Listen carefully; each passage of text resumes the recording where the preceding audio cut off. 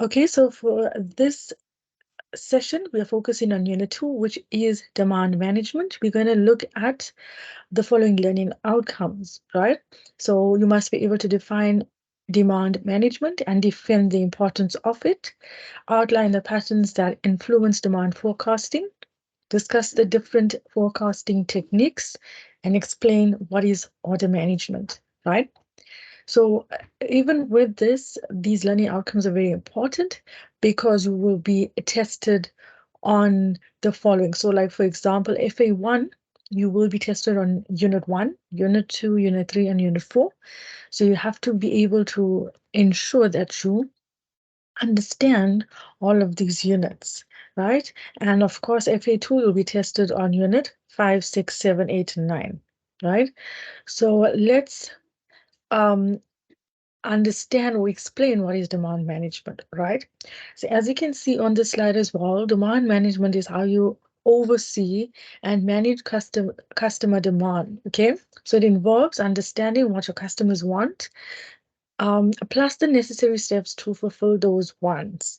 Now, this helps you to plan for upcoming demand and make sure that you are in a place to meet it, right? So demand management encompasses, as you can see on the diagram there, marketing strategy, demand forecast, CRM, and sales plan, demand plan. It includes supply chain and demand strategy as well, right? So you can also say that demand management is a process of managing customer demand. So especially demand management, right, looks at the logistics of demand, like for example, what your customers want and how to get it to them. So when you're managing a business, right, planning ahead for demand means you can plan for potential bottlenecks and, changes, so you're able to react quickly and keep the supply chain in motion, right? I just want to explain to you like an example of demand management, right? While we're explaining what it is. So let's say, right, you identify that women's clothing on average doesn't have usable pockets, right? It's just an example. So you did research, you found out that women's clothing on average doesn't have usable pockets.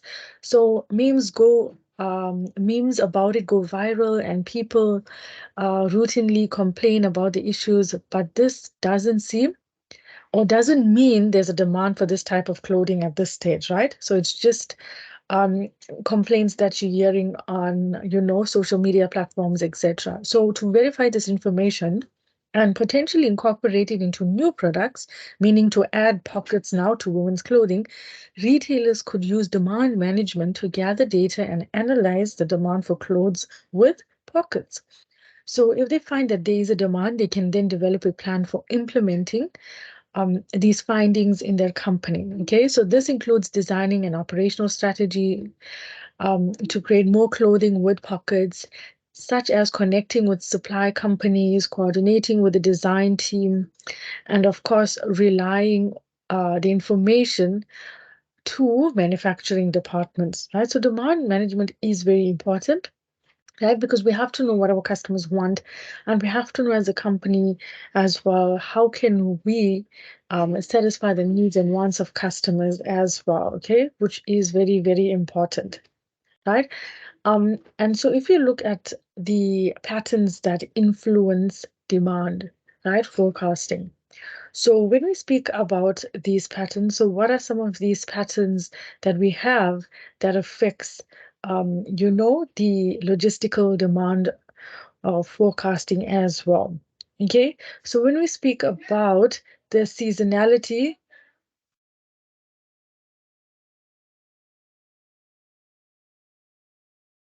okay, so when we speak about the seasonality of products, seasonality refers to a high variation of product demand throughout the year. So a highly seasonal product may serve only for a specific period or event, right? Leading to high sales volume during this peak period, of course. So outside these peak periods, sales will return to a regular state or steady or slow down, right? So even just to refer to that as well, seasonality refers to the periodic fluctuations of demand or supply of a product or service over a given period of time, right? So it's periodic fluctuations, right? So it makes it difficult for businesses to accurately forecast inventory levels.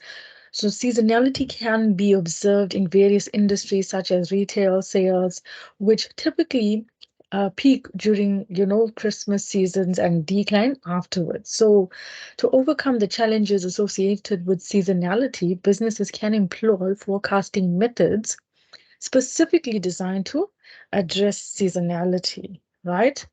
The next pattern we have that influence demand forecasting is competition, right? So competition has a direct impact on demand. So as a result, customer demand can either drop or spike, right?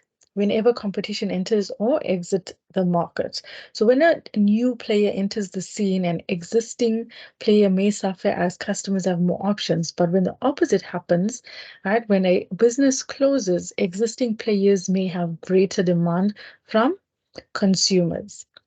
And another pattern that influence demand forecasting is the type of goods, right? So different products and services of different natures affect demand forecasting. For example, perishable goods with a short product life cycle or expiration date must have an exact demand forecasting number. Otherwise, a lot of stock is in risk of going to waste. And on the other hand, demand forecasting for monthly magazine subscriptions, for example, right, can be less exact as well. Right. So with that, you also need to understand, what is demand forecasting and the patterns that influence demand forecasting, like we mentioned, seasonality. Another common one as well, just for you to help you on this topic as well. Another pattern that influence demand forecasting, a common one is market trends, right? So market trends it plays a vital role in supply chain and logistics. So, as they offer insight into the present and prospective state of the market, um, so by understanding market trends and their impact on demand forecasting, businesses can make informed decisions regarding inventory levels, pricing, and other aspects of supply chain management as well.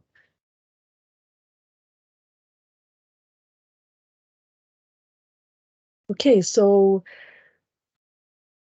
let's move on, right? But just to for those of you all that may not understand, demand forecasting basically what it means is we're using this term demand forecasting. What it simply means it is a process of using, predictable or predictive analysis of historical data to estimate and predict customers' future demands for a product or service, right? It's so the key word there is future demands.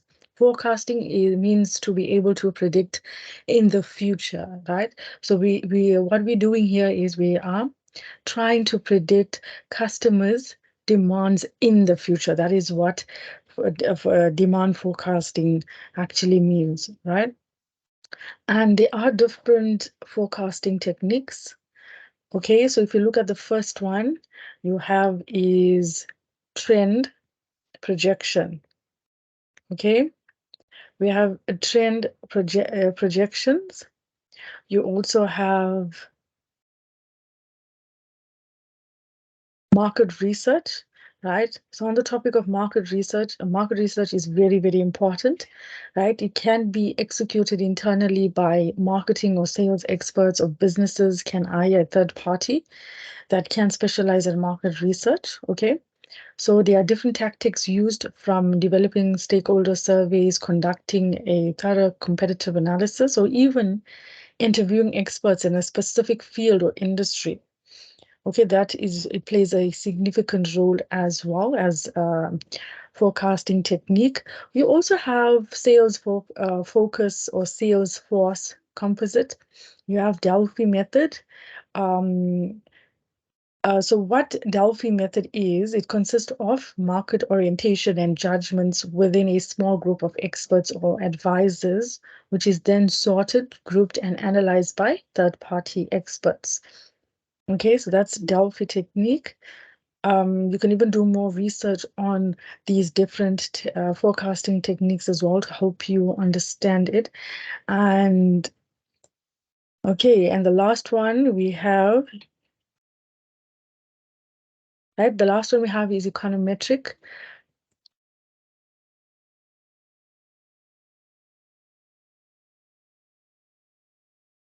Right?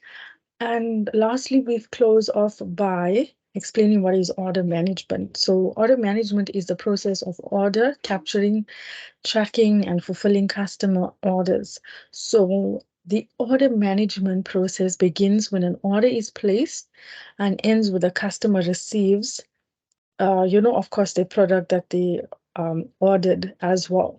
So with order management, right, in the context of logistics now, order management can also be explained as the planning, directing, monitoring, and controlling of the processes related to customer orders, manufacturing orders, and purchase orders, right? So regarding customer orders, order management includes order promising, order entry, order pick, um, pack and ship, billing and reconciliation of the customer account, of course.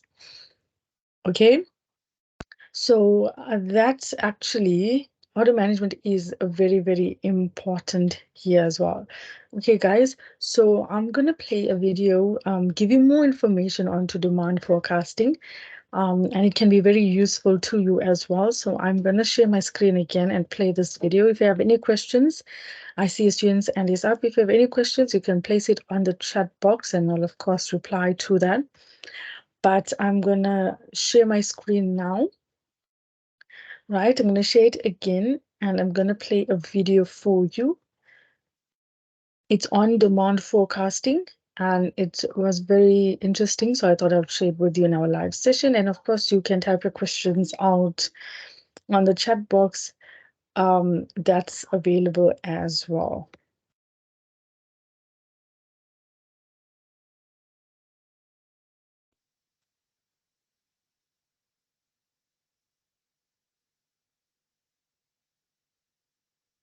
Okay, so when the video starts playing, guys, please can you put it on the chat box, just at least maybe one or two students, if you can put it in the chat box, if you can hear the video once it starts playing, right? I'm gonna start playing it just now. So when it's playing, please can you put it in the chat if you can hear it, okay?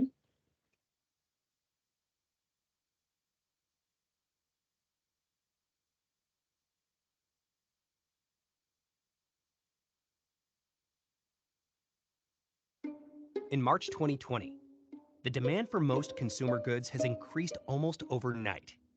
Toilet paper flew off the shelves. There were shortages of rice and pasta. Masks and hand sanitizers sold for hundreds of dollars online.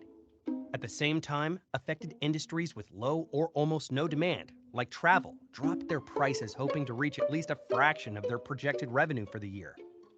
Yes, changes in consumer demand and behavior are rarely so big, long-lasting, and hard to predict. The supply chain of any business is a complex mechanism, and it thrives on stability, on knowing exactly how much product is demanded in the exact place by the exact time. How do companies do that? Demand forecasting, how companies prepare for the future.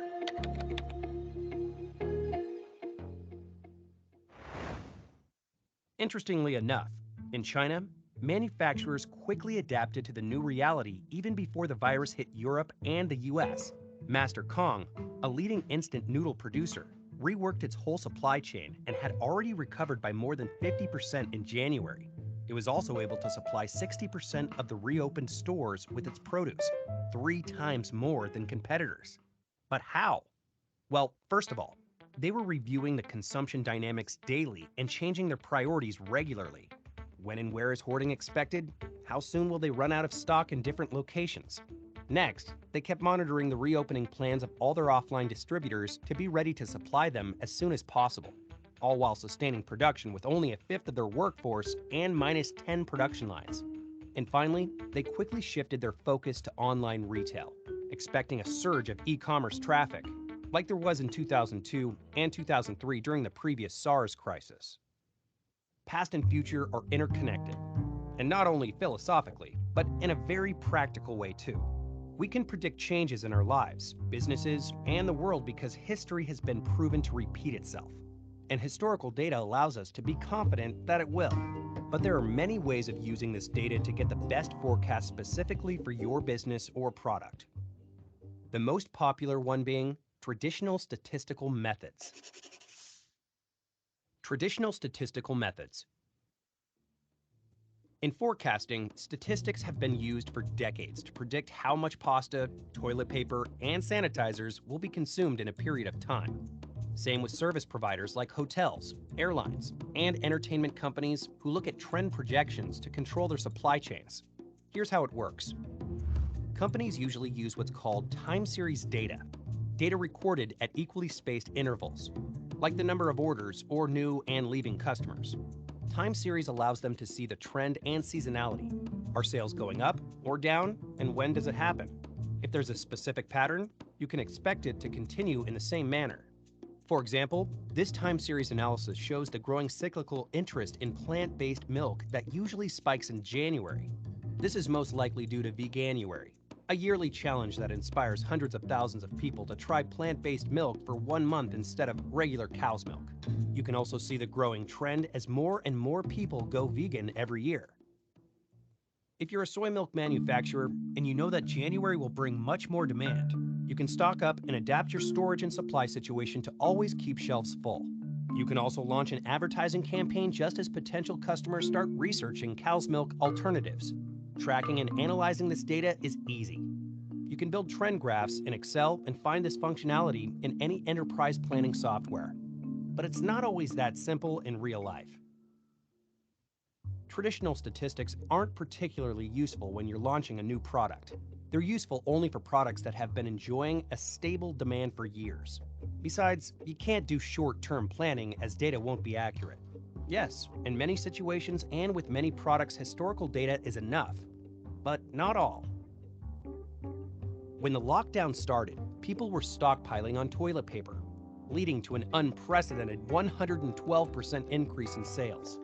In April, 73% of US stores were out of toilet paper. As the pandemic showed, the demand changes may be illogical and unpredictable. And here, historical data alone won't help. So what would? How to make advanced demand predictions. Data-driven coffee chain. Sounds like the most millennial thing to say. Yes, it's exactly how Starbucks operates. They collect tons of data points about shops, customers, suppliers, and the outside world that can signal change in customer behavior and demand, and then can be used in analytics to support the reliable supply chain. This is possible due to a combination of statistics and machine learning techniques called predictive analytics. Here's how it works.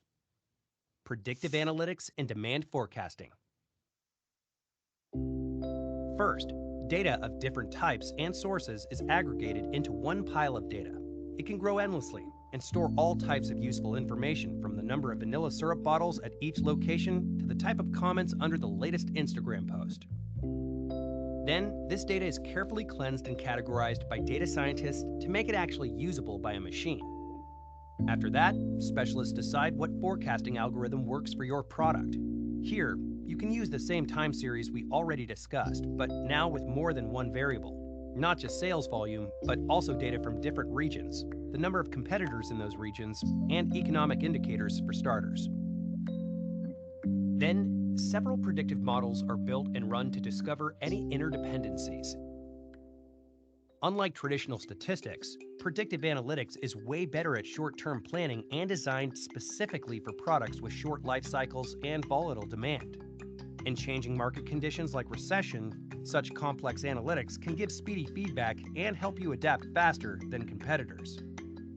But what if you want to plan not weeks, but days or even hours ahead?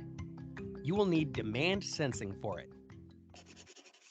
What is demand sensing? Demand sensing is a technique for adjusting already made predictions daily, based on the data coming at this exact moment. It reduces forecast error by up to 40%, giving you an immediate advantage in answering customers' most recent needs. It should be used carefully, though, and never be a sole source of your business decisions. The opinion of the human expert is still preferred. It's worth saying that traditional methods are not only popular, but extremely useful in certain situations. More advanced methods don't have to replace the old ones. They should simply expand our tool set. When to use predictive analytics for demand forecasting.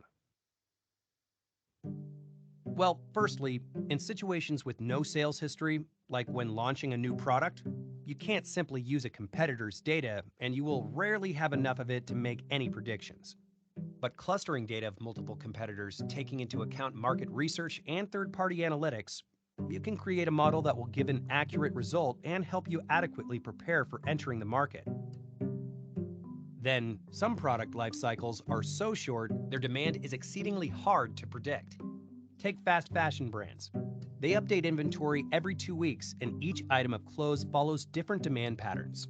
Machine learning allows the automatic tracking of sales data for every item category and style, along with current fashion trends and season, to make an accurate prediction for the future collections. If your product demand fluctuates due to weather, predictive analytics will help you prepare better. Same with natural disasters and the pandemic. If you know your product may be needed for specific situations, you can prepare models that will spot them and help you stock up. You can also predict the effectiveness of marketing campaigns and plan them with more information at hand. This eliminates guesswork and saves thousands of dollars spent on fruitless promotions. Finally, predictive analytics are beneficial when there are simply too many variables for a human to compile and analyze. When the risk of supply and demand mismatch is too big, when customer tastes are frequently changing, when anything can shake your stock up. That's when machine learning becomes critical and saves businesses and lives. How to implement predictive analytics practices. This is, of course, possible if you have enough data to feed your prediction model. Every organization generates data, but it's barely usable and can't be automatically sent to production. By this point, you probably understand how difficult of a task that is. A lot of high-quality data, tons of processing power. No, this time Excel won't do. And a few people who actually know what they're doing is a combination that seems like a minimal starter kit. Starbucks, Target, Nestle, Netflix, Heinz, SAS, and many other corporations have almost unlimited resources to make data work for them. But what about the rest of us? The potential of machine learning is opening for many smaller businesses and with a lower threshold. Google, Amazon, and Microsoft are the biggest contributors to the popularization of ML solutions, also called machine learning as a service. They have already used tools to load your data and process it on their platform, often with some adjusting on your part. This makes tasks like demand forecasting more approachable to almost anyone, and today is a good time to enter the market. Sophisticated analytics are particularly important during and after a crisis when customers are changing priorities. New distribution channels are gaining traction, and prices are all over the place. Demand keeps evolving every day, and the supply chain should follow it.